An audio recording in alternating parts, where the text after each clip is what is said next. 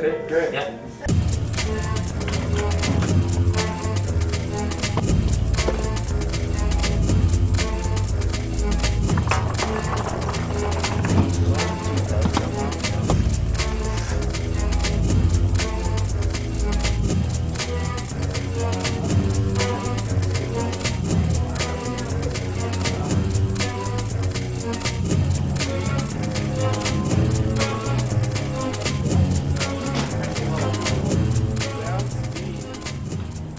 Scene 9, take 1. Mark. And action. After moving from Miami to LA and having shot a lot of short films and worked a lot in Miami, it was really surprising how many people in Los Angeles actually work in industry or are acting. Come on, Val, give me another chance. I didn't like his looks that much, but I liked the picture, yeah, and I liked and he said on camera he looked much better. He was pretty good. He followed directions really well. Yeah. Wake up. Even though you know that there are a lot of actors in LA, but I don't think before actually preparing or starting this project I realized how many. Hi, my name is Brent Bailey and I'm reading for Sam. We had 1,400 people applying for the project and submitting their headshots. We looked at about 100 of them, or we actually invited about 100. We had about 80 who showed up and picked basically the 6, 7, or 8 people that we had, 8 characters out of that pool.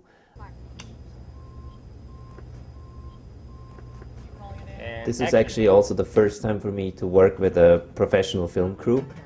Before we always had film school crews or friends helping out, and so it was quite different. Especially speed is something I had to get used to.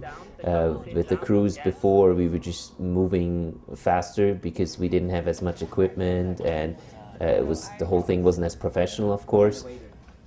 But I had Craig Keith on the set, my fantastic director of photography, who brought a lot of experience to the set and helped me to adjust quickly. I still had to face a few challenges since I planned way too many shots. So I started combining, cutting down shots and just basically cutting back to the necessary. It's just the cafe is less crowded, tying or establishing. Oh, we can't do it, we have to cut it. Initially I was a little worried because I did cut a lot of shots and I was worried that I was not going to be able to tell the story the way I saw it. But then I saw the picture and I was just simply blown away. And I realized that the difference between a big Hollywood picture and this short film has just gotten really, really small. Once I saw the result, I wasn't even thinking about those shots anymore that I cut. I don't want him to freak out. Freak out? You don't understand. He can get really jealous sometimes. Well, then he has every reason to be. All daylight exterior we just shot in one day, and we just had to do everything in one day because you can't split a night, you lose too much time. To the director, yeah. So we just decided to shoot this one day. So in the end, you run out of light. What do? You know, thank God they had a solution. They had lights there, and we cheated. We cheated the night. We cheated the day, basically, and which was just so amazing to me that in the end you really barely see the difference after you color correct everything. It's just barely visible. You know that a lot of shots were actually done at night. You know. I'm sorry for the last comment. Something that like totally. Moving down. Starts out. No, moving up.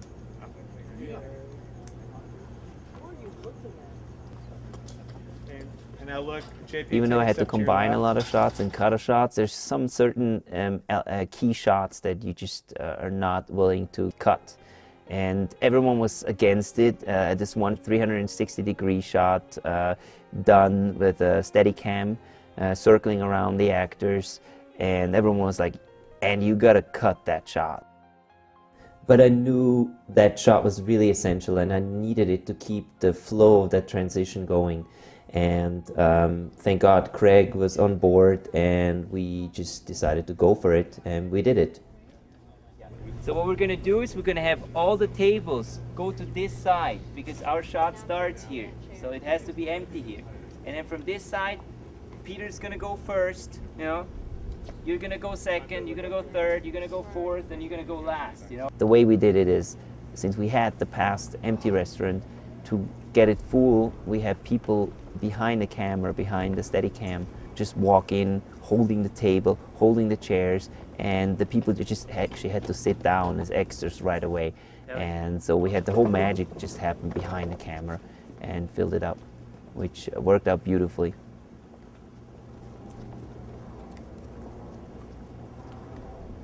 And cut. The hardest part, or one of the hardest parts, is shooting in a small place. And we had a lot of small locations, which was tough because you're still the same crew, you're still 20, 25 people, and everyone has to kind of cram into a small location. So it wasn't always easy. We had to figure out a way to actually also make it look bigger. What I really enjoyed about the production is that we did a lot of props and location work. For example, the pictures are all something that we had to create because we didn't have, of course, the actors in all those locations. So what we did is we shot in front of a white screen or a green screen and just added them to the pictures.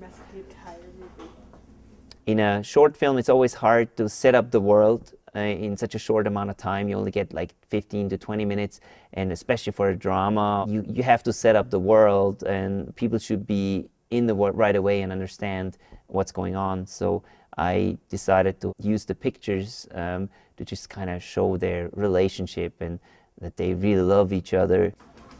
Do you like the pictures? They're amazing. They look so good. Harry and I both say we're like, we totally want a copy of one of the ones over there. Yeah, for sure. We decided for an apartment building complex to shoot Sam's apartment. And to make it more interesting, we decided we paint the walls because there's nothing worse than white walls unless you really want to achieve that effect. So we painted the whole apartment green, and about 3 days before we started shooting, the landlord decided to drop us, and she was too afraid to let us shoot there. So in the end we decided to just not go with that location. Even though we painted it, we started painting our own house during nights. I was shooting, and during the day I was working with Peter Bean, the executive producer, and his girlfriend, and a lot of other people to just get the apartment painted. Actually, him and friends were working at night when I was directing. They were painting the apartment just the night before, actually, to have it ready for the next day. Yeah, it's good. You know, first day was a lot. You know, we just had to get used to each other too. You know, do a lot of stuff. It was a lot of actually 6.5 pages, I think. So a lot of setups, exterior restaurant. So that took a while. But we got everything in the end. And then yesterday, it was rough because we're switching tonight, so everyone was kind of tired in the morning. I think also the cast. So. It'll be good. You know, today everyone is more used to the whole night shoot. We all didn't get too much sleep, which I was actually used to, since it was a small production. We had to do a lot of other things than just directing. Mostly after the night shoot, you get a quick nap and then you get ready for the next night. And that meant preparing the house, sometimes even washing windows. Hey, man, you missed the spot. You missed the spot. You were the one who was supposed to do it. Man, these directors, they don't know how to wash windows anymore. Suspension of disbelief is, I mean, it's realistically about, you know, your mind seeing what you want to see or what you think's going on as opposed to what actually is going on. So Harry's so blinded by jealousy and rage that he sees what he thinks is me stealing his girlfriend when actually I'm kind of the guy helping him out and, you know, trying to help his relationship and to help her confide more into him. Another interesting new thing that came, well, actually it's not new because I worked with stunts before during my thesis film, but this time we actually had, again, a professional crew, professional people behind the stunts. we had Tony Snegall, experienced stunt coordinator, that helped us out. Actually let us shoot at his house in addition, but also helped us out with stunts. And we realized how hard it sometimes is, you know, to sell something that's very simple. Okay, so you don't have to move your hand around. Right. This is tricky.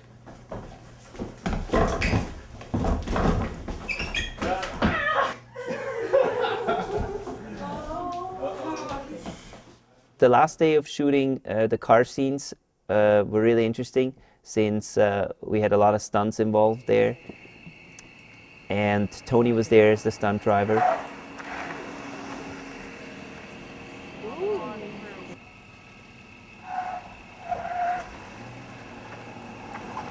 Val, played by Alexis, had a really interesting stunt too. In the end of the film, she crashes into the car, of course.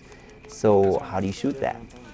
We were thinking, well, there's several ways. There's a green screen, there's moving platforms, there's just so many options, and everyone was kind of like giving different suggestions. And in the end, I realized, you know what, the best way and the easiest way to do it is actually just have her lie onto the hood of the car and then just back up like crazy, shooting everything in reverse.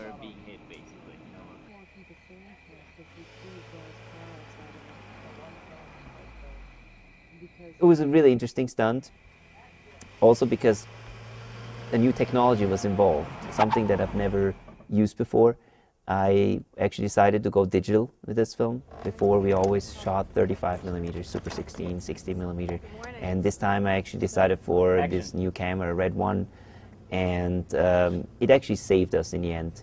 Initially, I wasn't sure about it because I'm more of a film fan, but in the end, especially during that scene, it really saved us, since we could actually play it back real time. So I had Alexis lie there on the hood, we backed up, and she had to react in reverse. So that's not easy, you know, it sounds easy, but it's not. And we shot it about 8 to 10 times, and we realized that actually only one shot worked.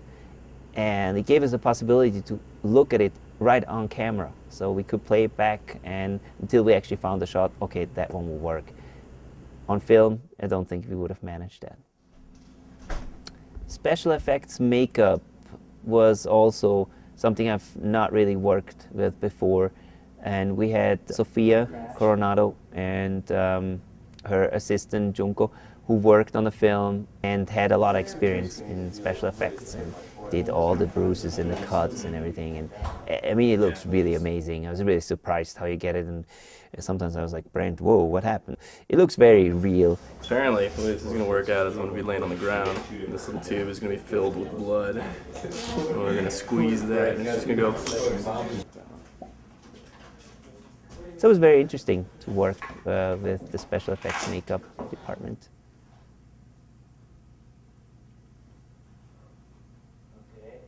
We shot at our house, and it was a neighbor that, since they shot CSI TV show at that street a couple of months before, you know, they paid him $2,000-3,000 a day, and so they were like, "Whoa, how much are you gonna pay?" And we're like, "Well, we're not shooting in front of your house, we're shooting in front of our house." He's like, "Well, I still want money," and since we didn't give him anything, he called the cops on us, and we had to close everything down. You know, they gave us a warning, which was okay. Thank God they didn't shut us completely down.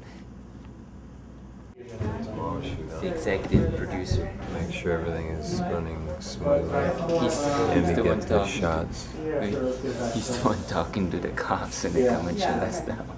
Somebody called, one of our neighbors called. I can't believe that.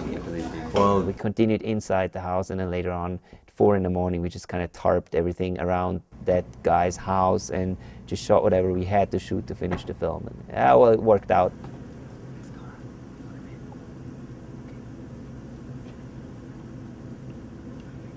When we started post, there's an aspect that comes in which is one of the things I love the most, and that's editing is cool, and special effects and titling and everything is great, but the music is so important. I'm a big music fan, and I think the score is essential. A film starts living as soon as you have music in there. You have the score in there, and I'm very lucky to have Matthias Zimmermann work on the film, and actually he already worked on the last film with me, and he again did the score, composed the score and arranged the score on this one, and the film really comes alive. It was such a great experience working with him, because we would talk about a little bit what I want to tell with the story, what I want the audience to feel, and we just went from beat to beat to kind of look at every scene, but then he just worked, and he sent me sometimes at 2 in the morning, 3 in the morning, there comes a cue, and I was like, I put it in, I listened to it, it was just amazing. It's just such a feeling you can't describe, you know, once everything becomes alive. In April, I actually flew back to Los Angeles to premiere the film, especially for the actors and everyone who worked there, just kind of say thank you. And we screened the film in a really cool place and had all the actors there and most of the crew. So it was a really cool reunion. Harry, Well, I don't know, it was very fun shooting this, even though I didn't have that much part, but yeah, it was still fun. I had to stay in the bushes a lot. That was kind of fun. Like, I kind of just looked at the dirt. That's, it's interesting what's in there. Well, that's it. That's my story. Alright, I guess my little story is the last day of shooting at 6 a.m. Those interior car shots with Craig riding in the front seat with me, kind of putting the camera on me. And granted, I had been up all night for 4 nights straight.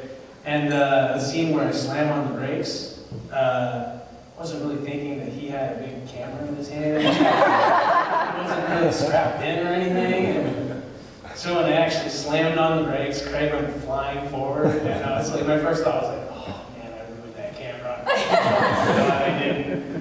And I was like, I remember his words because I had to listen to them when I edited the film. It's like, let's not do that again. I don't have a specific story. I think it was just my main experience was with that great 360 shot that we did many, many times. And I shed a tear or two for various different reasons over shooting that shot. But it was great, and this little man right here was excellent. If only I had the emotional range he has now, I could maybe be a better actor, but props to you, so. We should have put some bushes there, I think. I know. Bushes make everybody better, I think. I have many stories to talk about here from Mountain, but I would really like to take this time to thank the crew. The crew, some electricians, for your beautiful operating, and everybody else. I couldn't have done it without all of you guys, and I think it's a beautiful movie, and Andy, thank you too.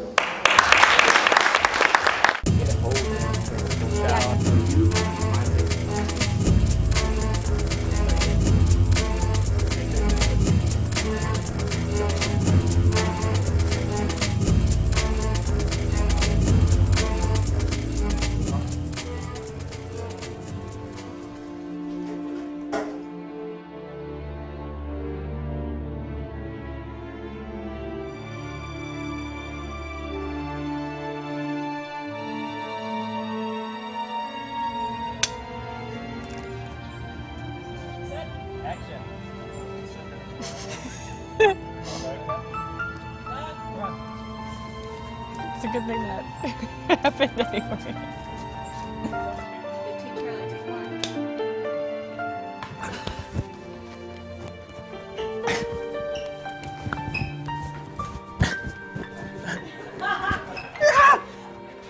feels so awkward to keep going.